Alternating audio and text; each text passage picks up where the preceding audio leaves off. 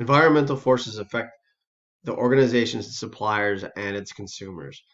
So when we were talking about SWOT in earlier slides, we talked about the internal and external environment.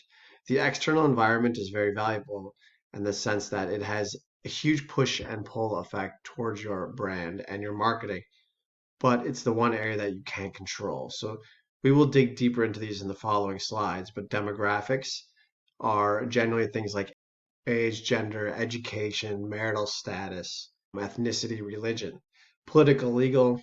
If you think how technology is advancing and it is definitely affecting the way people do business and how we shop as consumers. The natural is a big pull nowadays with trying to become more green and recycling more, and then you added like the wildfires that are taking place in places like Australia and the West Coast. And then you have economics, which is things like inflation, and then you have socioculture. Demographics and social forces. So we have population growth, population age mix, ethnic markets, educational groups, and household patterns. So I will only talk about a few here. The big ones are population age mix is as society is growing or as the countries are becoming more and more developed throughout Europe, North America, and Eastern Asia, countries are actually shrinking and they're no longer growing.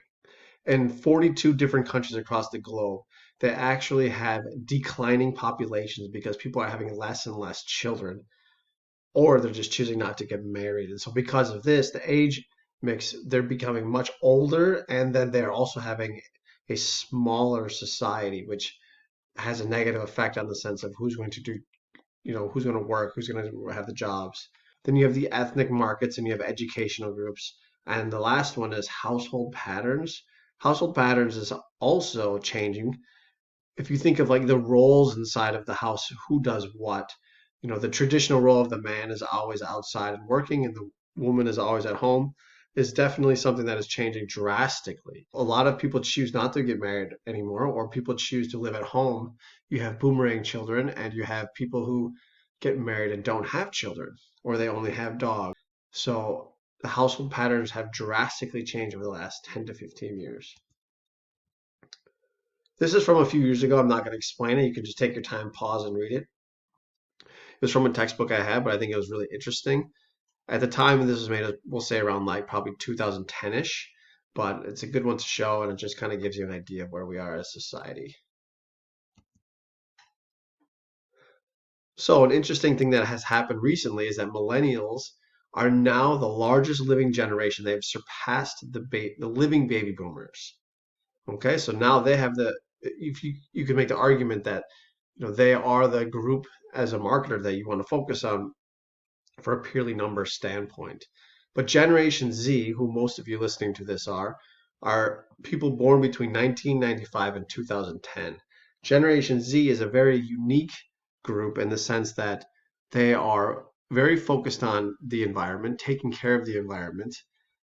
And recently I was at a conference and they were saying that Generation Z is very focused on us compared to millennials and people before millennials who are more happen to be focused on I.